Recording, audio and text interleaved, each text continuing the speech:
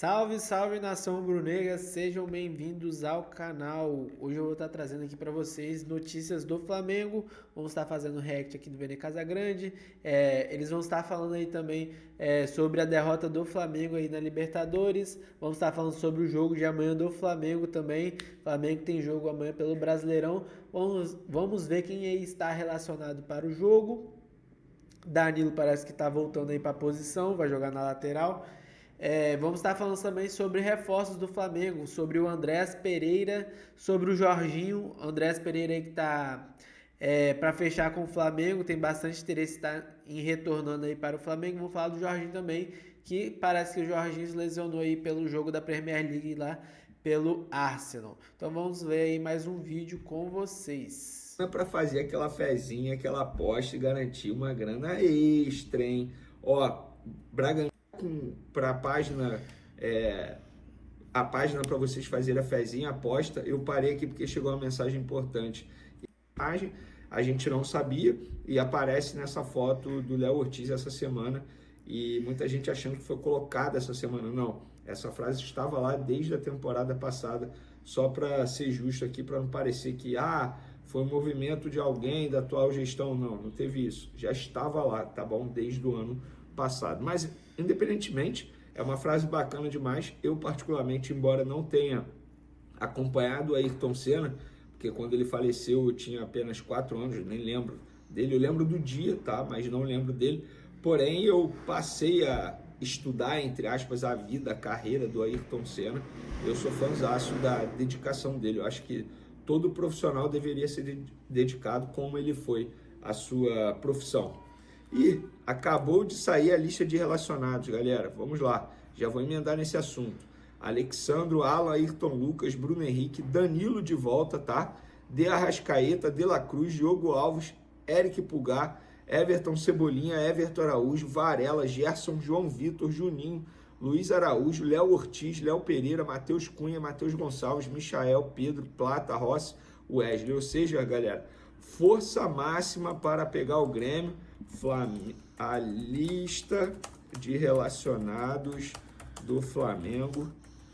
Ó, o Danilo ele não joga desde o dia 22 de fevereiro, galera. Quase meses, né? 60 dias.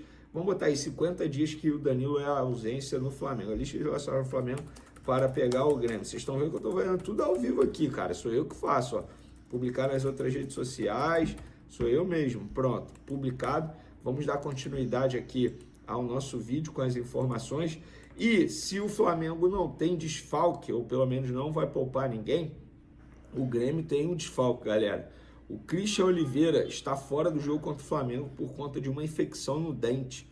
O Uruguai foi atendido pelo departamento médico na manhã deste sábado e teve que tirar o dente. Rapaz, Oliveira recebeu 2 dias de repouso.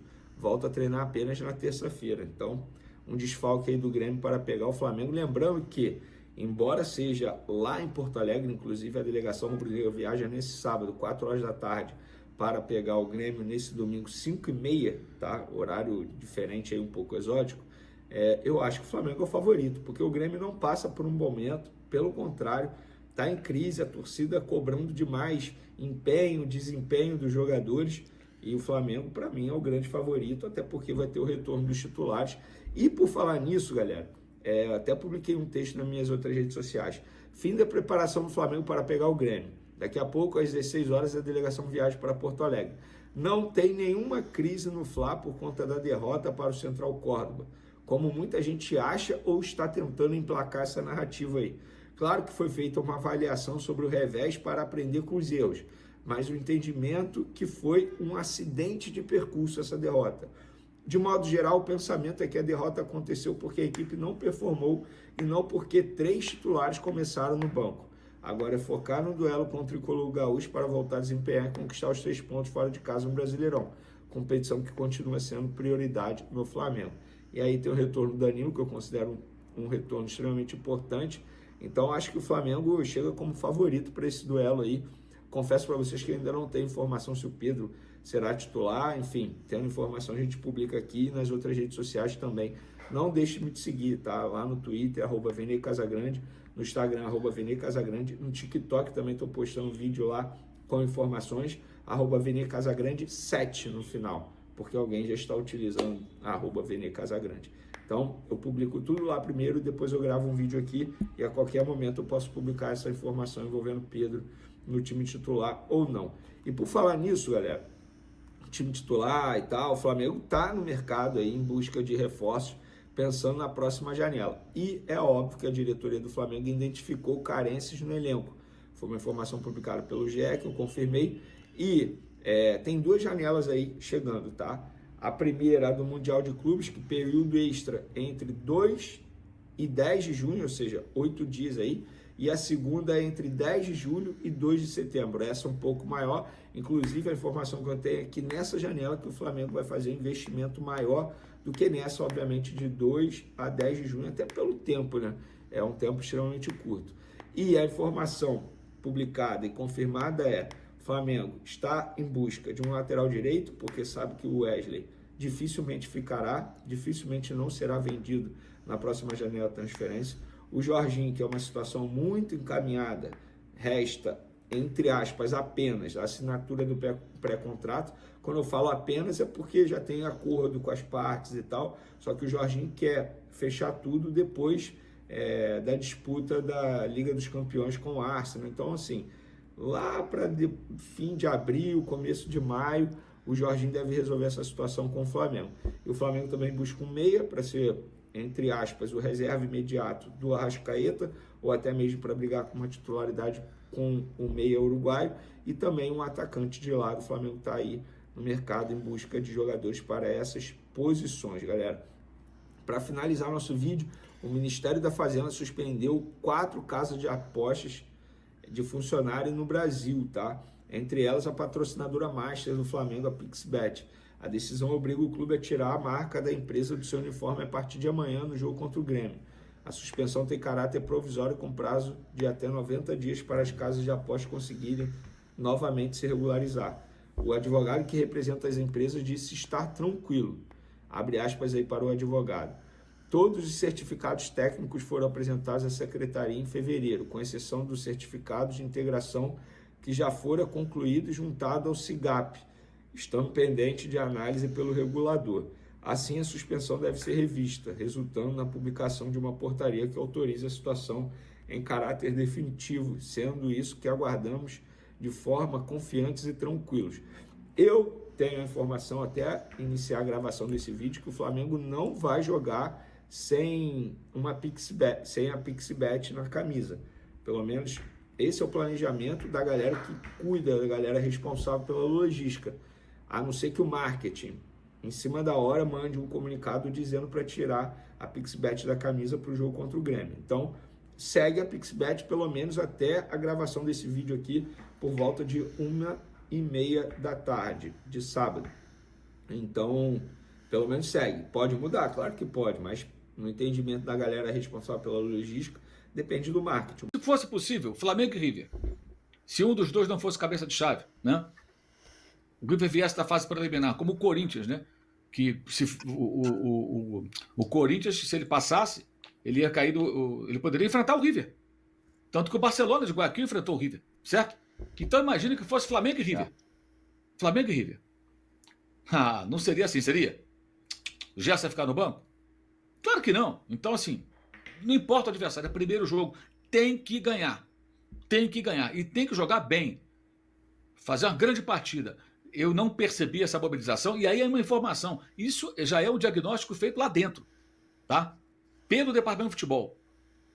Que houve, de fato, uma falta de concentração que não foi vista nem em jogos do Carioca. Contra o Maricá, por exemplo. Então, tem erro aí. Tem erro aí. Aí depois você vai terminou o jogo, você vai avaliar quais as condições dos jogadores, analisar a característica do Grêmio, que time você pode escalar, quais são os jogadores mais adequados para esse confronto. Outra coisa que a gente tem que pensar, os 2 zagueiros estão jogando todos os jogos. Ele não está poupando os zagueiros. Não confia nos jogadores da base? Qual o problema? Esses meninos vão ter que jogar em algum momento. Parece que o Danilo agora no domingo volta. Se voltar... Se não confia, era para ter olhado o mercado, né, Mauro? Se não confia... Não, se não confia, então era para ter... Negocia os garotos, empresta, faz outra coisa. Então volta o João Vitor para base, tem 17 anos. Tá fazendo o quê sendo relacionado se ele não pode jogar? Ou pode ou não pode. Tá pronto ou não tá? É isso, gente. É isso. Então, tem até um certo contrassenso, que os zagueiros jogam todos os jogos, né? E outras posições não. O que eu quero dizer é o seguinte: é primeiro jogo. Eu tenho que fazer gordura na fase de grupos para eu poder respirar na frente. E não dá para ficar o Flamengo fazendo papelão em Libertadores. Chega. Não tem cabimento. Isso aí em outros tempos. Por exemplo, eu nem citei a derrota para o León e a eliminação precoce em 2014. Porque aquele time é um time fraco. Ganhou a Copa do Brasil em 2013, mas não era um time bom. Então ali aconteceu. Ali eu não tinha muita expectativa. Ali o erro foi a manutenção do Jaime. Nem o Elias mais. Que o Jaime herdou o time que foi montado pelo Mano, botou o Amaral ali de volante, né? Fez um outro ajuste e funcionou. Mas quem montou o time foi o Mano Menezes. A vitória sobre o Cruzeiro foi com o Mano Menezes, foi o Mano Menezes. E aí acharam que o Jaime não conseguiu fazer. Não vai, sabe? Ótimo cara, gente boa, raízes rubro-negras, mas não era o cara. Então o Flamengo foi para uma Libertadores com o Jaime. Foi um erro de avaliação.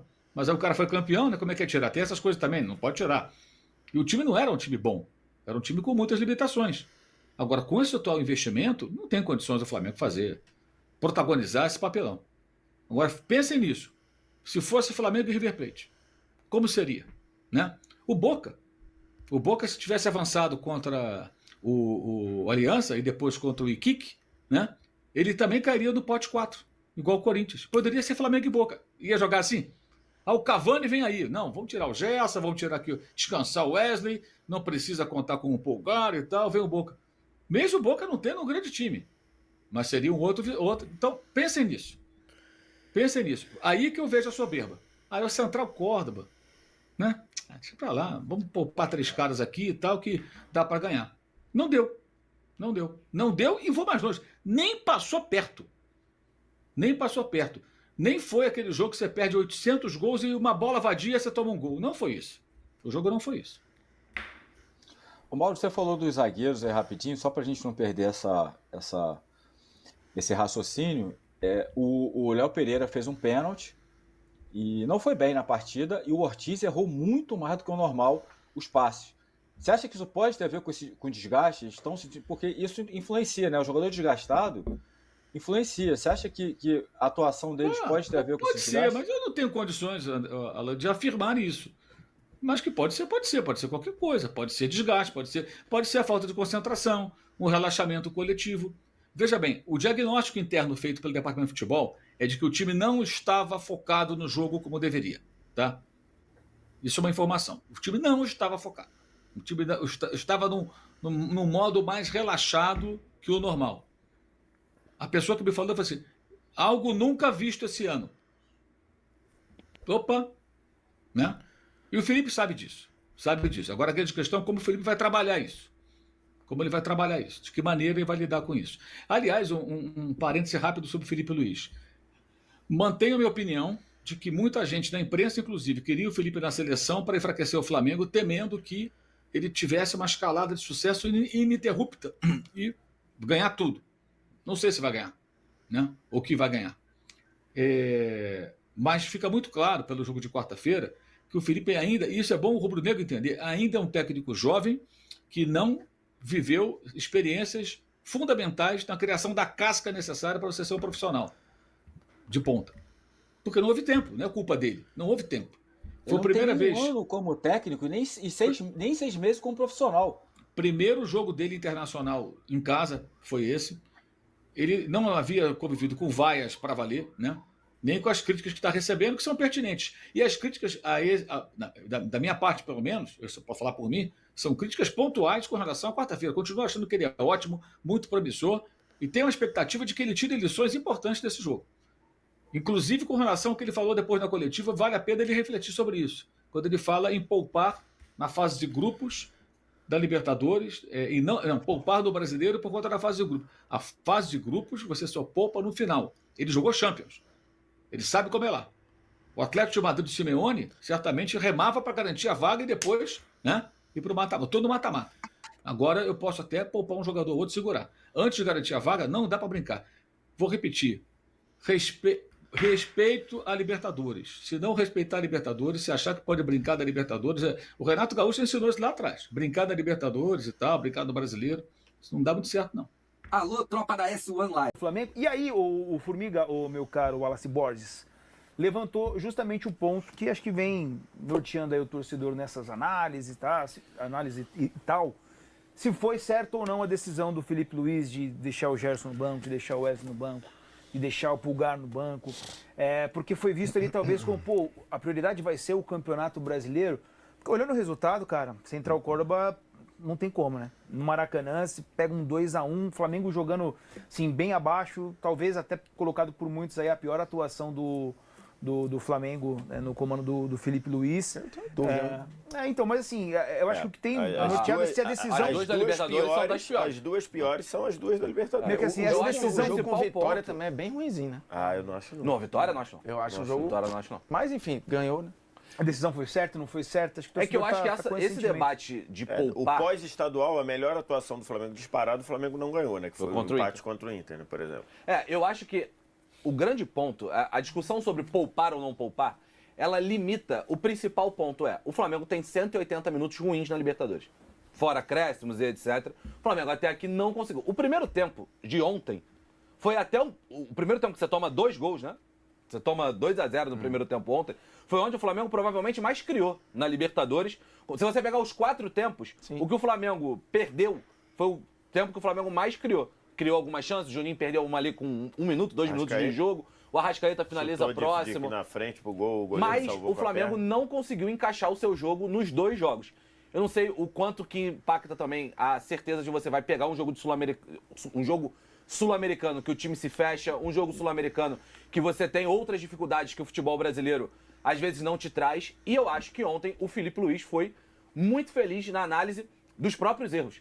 O Felipe ontem na coletiva ele fala: eu cometi inúmeros erros no segundo tempo porque eu promovi o caos. Ele pega a análise do segundo tempo dele, e é verdade, ele bota o Plata de lateral esquerdo, ele povoa o time de atacante, a coisa começa a ficar meio confusa. A gente esquece, Felipe Luiz tem... Por isso que a gente é chato, cara. Eu posso falar mais porque eu e o Vitor Sérgio falamos muito isso no de 0 a 10. É um treinador que está começando o seu trabalho. Com certeza. Ele vai cometer erros grosseiros como ele cometeu ontem no segundo tempo, segundo ele mesmo. Não sou eu que estou falando, análise do próprio. Ele falou: ontem eu promovi o caos e fui muito mal no segundo tempo. E é fato, o segundo tempo do Flamengo foi confuso, o segundo tempo do Flamengo foi problemático, e na soma dos 180 minutos que o Flamengo jogou na Libertadores, um pouco mais, um pouco menos, o Flamengo ainda não conseguiu mostrar o seu melhor futebol. Futebol até que o Flamengo, em jogos que não ganhou, mostrou, como o Internacional. O Flamengo jogou bem e não ganhou. Mas na Libertadores, até aqui, eu acho que até, quando a gente fala de poupar, poupou. O Flamengo tem um bom elenco. Quando a gente o time de ontem gasta, era time pra ganhar quando a gente cria uma crise ao redor disso, a gente para de falar sobre futebol de fato, que o Flamengo não apresentou. É isso aí, eu tô 100% com o Wallace, cara. Desculpa, o processo, o Felipe Luiz olhando de fora, tá?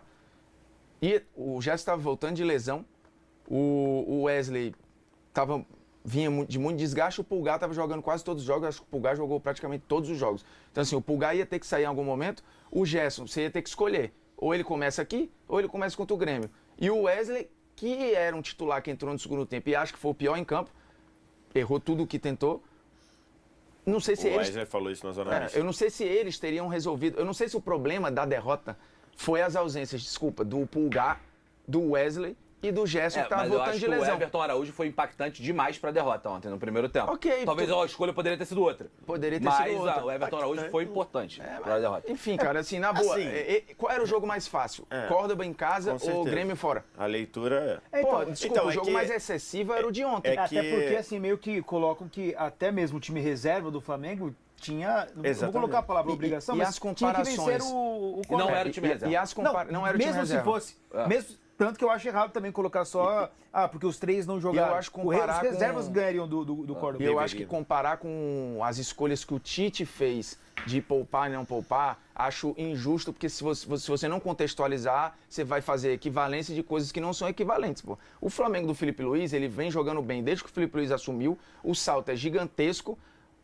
Não era assim que estava acontecendo com o Tite. O time jogava mal, o time não estava bem, o trabalho ainda não andava. O Felipe Luiz, ele já começou o trabalho no braço das pessoas. Ele tinha um saldo que o Tite não tinha. O Tite tinha mais desgaste do que saldo. Então, é uma escolha antipática de um é diferente de uma escolha antipática do outro. Se você quiser analisar só friamente, falar, putz, mas os dois fizeram a mesma coisa e a repercussão foi diferente. Claro que foi diferente. Os caras tinham trabalhos diferentes, uma receptividade diferente, e eu acho que era...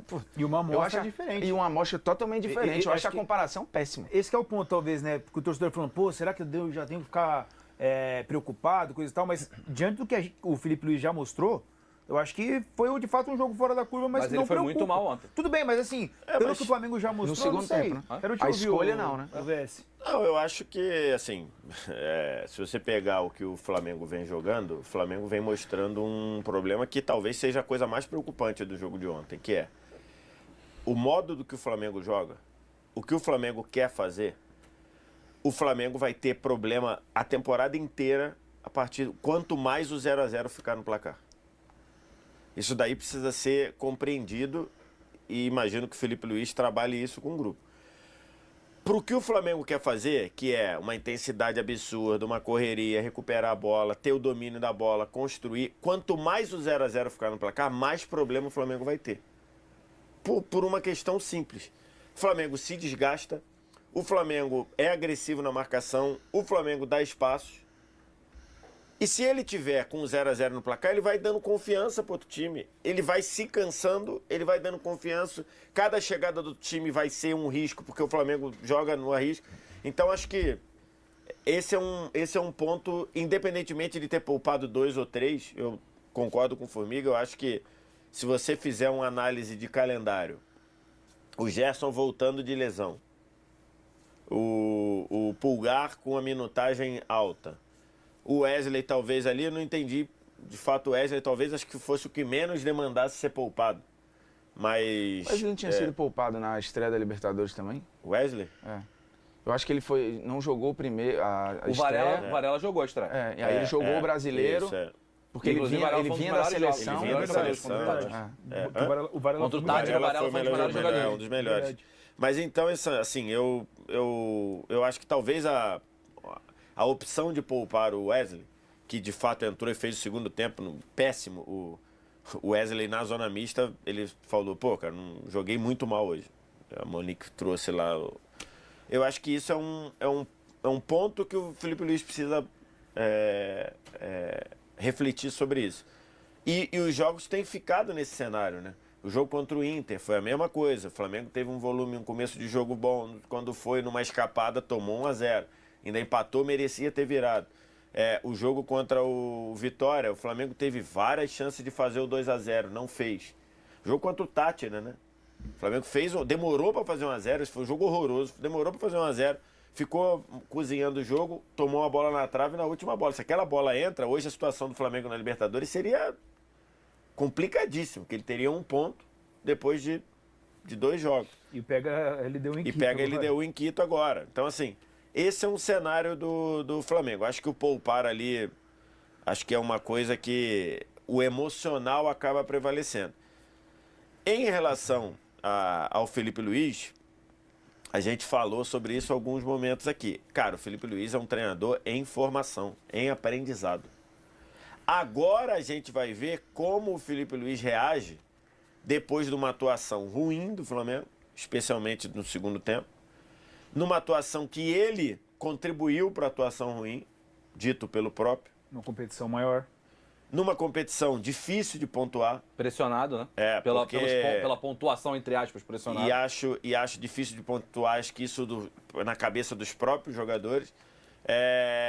E agora eu quero ver como ele vai reagir. Porque tem algumas funções, de goleiro é uma delas, acho que de treinador começando também, que é como você reage do primeiro erro.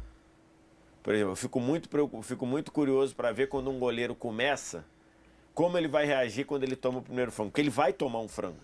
Como ele vai reagir. E acho que agora é um momento para a gente entender como o Filipe Luís vai reagir. Porque o Filipe Luís, eu acho que ontem não conseguiu extrair o que o time precisava e no segundo tempo, de fato, ele deu uma bagunçada bizarra no time, quando ele tirou o Alexandre, acabou de piorar, mas antes já tinha sido. E o time não funcionou, embora tenha tido até a chance de empatar o jogo. Eu tenho só um outro ponto, para não perder isso que o VS falou, o Flamengo joga mais exposto, né? É naturalmente mais exposto. E a gente olha muito para a parte tática, né? Quando a gente vai analisar o trabalho, a gente vai analisar um jogo aqui, a gente olha muito para as decisões táticas. O que o ponta direito deveria estar aqui nesse lugar, bagunçou, lateral esquerdo e etc. Mas a gente precisa falar de decisões técnicas. O Flamengo ontem teve um jogo muito ruim tecnicamente. Não só pelo pênalti do Léo Pereira, é um movimento inexplicável de um zagueiro dentro da área. Tá jogando com o braço tão aberto assim. Primeiro, a decisão que ele toma de não zerar a bola primeiro e depois jogar do jeito que ele jogou. Que aí ele correu o risco de que se ele vai, ele faria o pênalti. Exatamente. Porque o cara chegou com o pé na frente, ele ia chutar o pé do cara e ia ser pênalti. Do mesmo jeito. E aí depois disso, no segundo tempo, a gente vê erros técnicos do Wesley, acho que foi citado pelo Vitor Sérgio aqui, muitos erros técnicos do Bruno Henrique ontem. O Bruno Henrique foi mal no jogo, as decisões Bruno equivocadas. Henrique saiu 2 vezes com a bola pela linha de fundo, pelo lado direito, porque deu tapa na frente. 2 vezes, assim, seguida. Pegou a bola, pum, deu uma... Quando tu vai ver, querido, tem a linha de fundo. Juninho, muito afobado. O Juninho é um cara que se dedica muito, né? Que se entrega muito, mas muito afobado. Tecnicamente falando, muitas decisões ruins. Então, quando a gente analisa um jogo como o de ontem, não é só tático, não é só poupar. Tem nos jogadores uma parcela de culpa relevante de tomada de decisão, nos movimentos que se faz equivocados ou não da melhor maneira possível. Ontem foi um combo, deu tudo errado. Ontem deu quase tudo errado, né, na realidade. Mas não é só... Eu acho que o Felipe Luiz foi mal, a gente já falou isso aqui, mas os jogadores individualmente também tiveram uma partida muito abaixo do nível que normalmente entregam. Eu sei que a gente tem que ouvir o Felipe Luiz agora aí, mas é só porque tem a ver o gancho que você falou, e aí a gente escuta o Felipe depois rapidinho. Porque assim, a gente não tem dúvida que o futebol brasileiro para a Libertadores, ele tá equivalente ali mais ou menos a, sei lá, Premier League e La Liga para Champions, né? Primeira fase ali, quando era fase de grupos, a gente cansou de ver City, Real, Barcelona, os times que a gente sabe que passam, em média, fazendo jogos meio modorrentos em primeira fase. Às vezes até se complicando, né? O Real já perdeu em casa pro time estreante, pro time da Moldávia lá, como era o... Até Sheriff. O Sheriff, 1-0, 2-1 pros caras. Flamengo acerta contrato de 4 anos com Andréas Pereira e contratação ganha força para ser finalizada. O Flamengo vem trabalhando de forma atuante no mercado, onde tem como prioridade o fortalecimento do elenco para a temporada, já que sob o comando de Felipe Luiz, a equipe iniciou a temporada com 3 títulos conquistados: Supercopa do Brasil, Taça Guanabara e Campeonato Carioca. E para o desempenho continuar evoluindo, a diretoria entende a necessidade de garantir a chegada de alguns reforços pontuais, principalmente considerando a longa temporada e a disputa por títulos importantes. Com isso, um nome que vem ganhando força para qualificar o elenco é o de Andréas Pereira. O jogador, cobiçado pelo Palmeiras, acabou vendo a negociação não avançar, após o meia recuar na decisão. Desembarcar na Gávea?